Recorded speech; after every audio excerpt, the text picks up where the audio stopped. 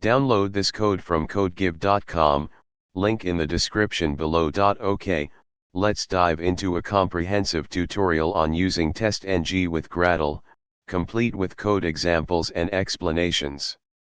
Testng with Gradle, a comprehensive tutorial. This tutorial covers the following. 1. Introduction to testng and Gradle. 2. Setting up the project. 3. Writing testng tests. 4. Configuring Gradle for testng. 5. Running tests from Gradle. 6. Understanding testng configuration files, testng.xml. 7. Using testng annotations effectively. 8. Parameterization with testng and Gradle. 9. Grouping tests. 10. Data providers. 11. Reports and listeners. 12. Parallel execution. 13. Dependencies and plugin management. 14. Best practices and tips. 15. Troubleshooting.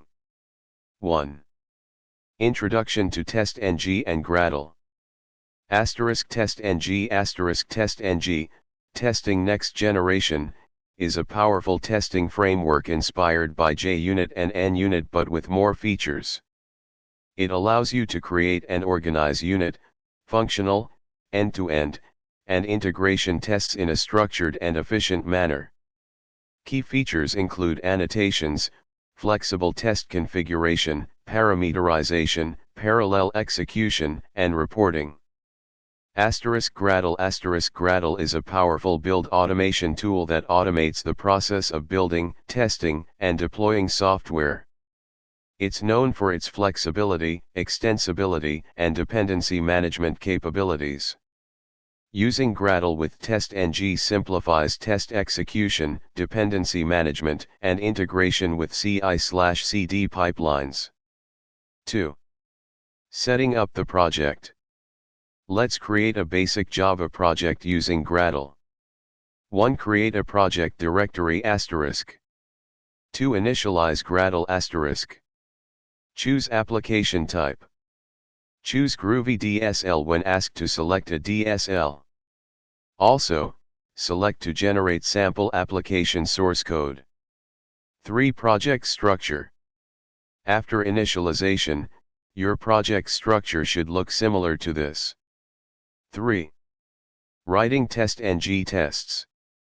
Let's write a simple testng test class.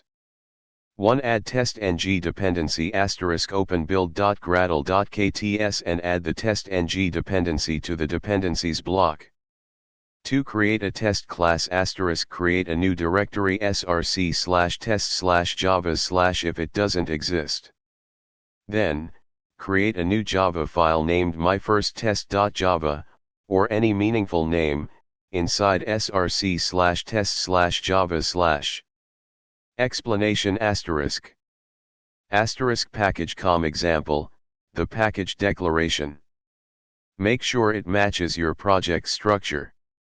*import org.testng.assert, imports the assert class for making assertions.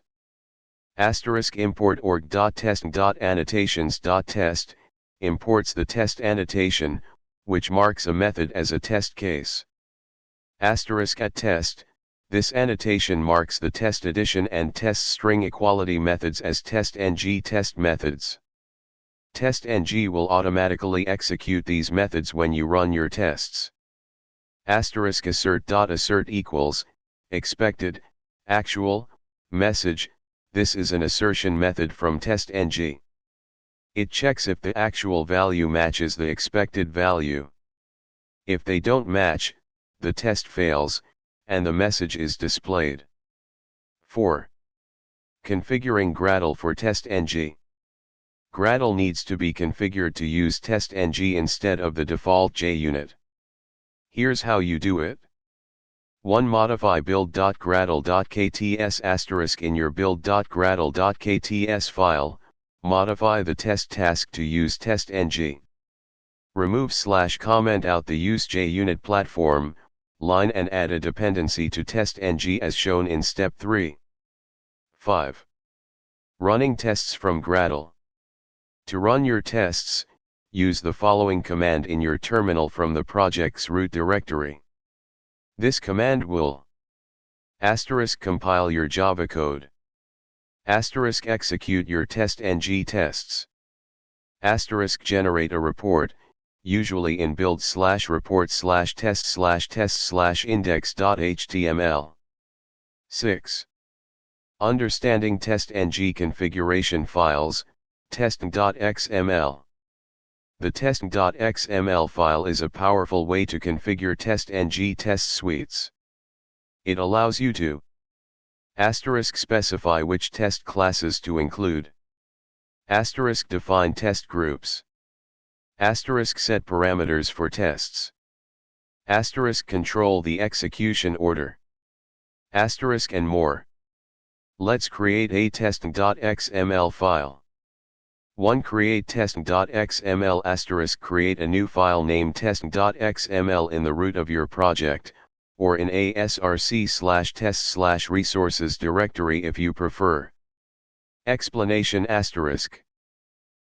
suite, the root element, defining a test suite. A suite can contain multiple tests. **test, defines a specific test within the suite. * classes, contains a list of test classes to include in the test. * class, specifies the fully qualified name of a test class.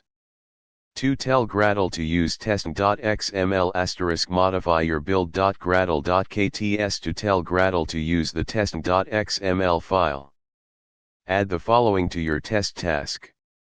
Now, when you run /Gradle test, Gradle will use the configuration in testng.xml to determine which tests to run. 7. Using testng annotations effectively. Testng provides a rich set of annotations for controlling test execution and setup/teardown. * at before suite, run once before all tests in the suite. * at after suite, run once after all tests in the suite. * at before test, run before the first @test method in the test tag. * at after test, run after all the @test methods in the test tag. * at before class, run once before the first @test method in the class. * at after class, run once after all the @test methods in the class. * at before method, run before each @test method. * at after method, run after each @test method. Example 8. Parameterization with testng and Gradle. Testng allows you to parameterize tests, providing different input values for each test run. There are several ways to do this. Parameters from testng.xml 1. Define parameters in testng.xml 2. Access parameters in test class parameters from data providers covered in section 10. 9. Grouping tests. Testng allows you to group tests for easier execution. You can group tests based on functionality, priority, or any other criteria. 1. Define groups in test class *. 2. Run groups from testng.xml *. This testng.xml will only run the tests belonging to the smoke group. 10. Data providers.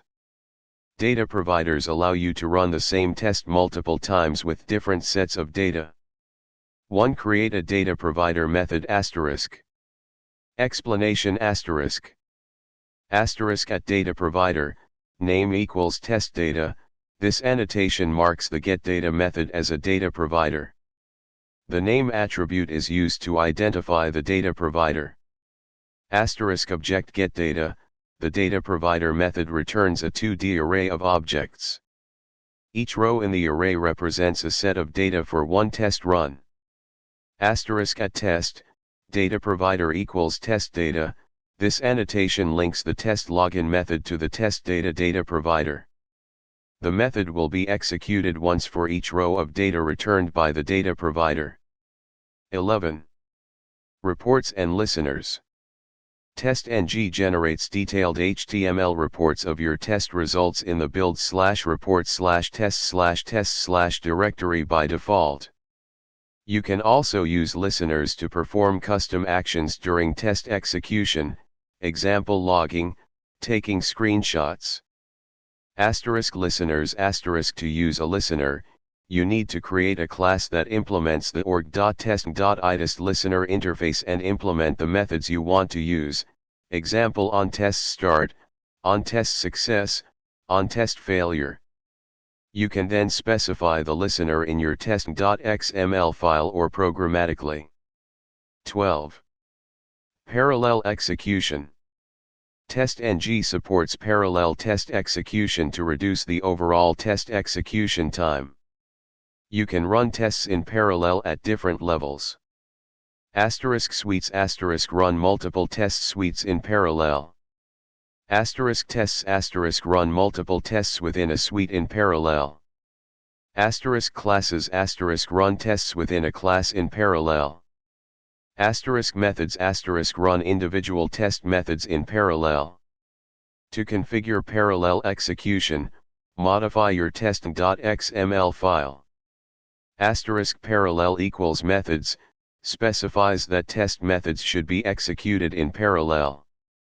You can also use tests, classes, or instances. Thread count equals 5, specifies the number of threads to use for parallel execution. 13. Dependencies and plugin management. Gradle's dependency management is crucial for managing testng and other libraries. Adding dependencies. You already saw how to add the testng dependency in build.gradle.kts. Use the implementation configuration for libraries your application code uses and test implementation for libraries used only during testing. Plugin management. Gradle plugins extend Gradle's capabilities. For testng, no specific Gradle plugin is strictly required, as the built-in test task can be configured to use testng. However, plugins can help with more advanced features like report generation or integration with other tools. 14. Best practices and tips. Keep tests independent. Each test should be independent and not rely on the state or outcome of other tests. Use meaningful names. Use descriptive names for your test methods and classes to make your tests easy to understand. Write assertions. Always include assertions to verify the expected behavior of your code. Don't write tests that don't assert anything. Use setup and teardown. Use at before and at after annotations to set up the test environment and clean up after tests. Test edge cases and boundary conditions. Don't just test the happy path. Test edge cases, boundary conditions, and invalid inputs to ensure your code is robust. Keep tests focused. Each test should focus on testing a specific aspect of your code. Avoid writing overly complex tests that test multiple things at once. Use comments wisely. Use comments to explain the purpose of your tests and to clarify complex logic. Version control. Store your tests in a version control system like Git. CI/CD integration. Integrate your tests into your CI/CD pipeline to automatically run tests on every code change. 15. Troubleshooting. Class not found exception. Make sure you have added the testng dependency to your build.gradle.kts file and that Gradle has resolved the dependency correctly. Tests not running. Double check your testng.xml file and ensure that the correct test classes and methods are included. Also, verify that you have configured Gradle to use testng correctly. Assertion errors. Carefully examine the error messages from assertion failures. They often provide clues about the cause of the failure. *testng configuration issues *validate your testng.xml file against the testng.dtd to ensure that it is valid. Example build.gradle.kts, full. This tutorial provides a strong foundation for using testng with Gradle. As you gain more experience, you can explore more advanced features and techniques to enhance your testing capabilities. Good luck.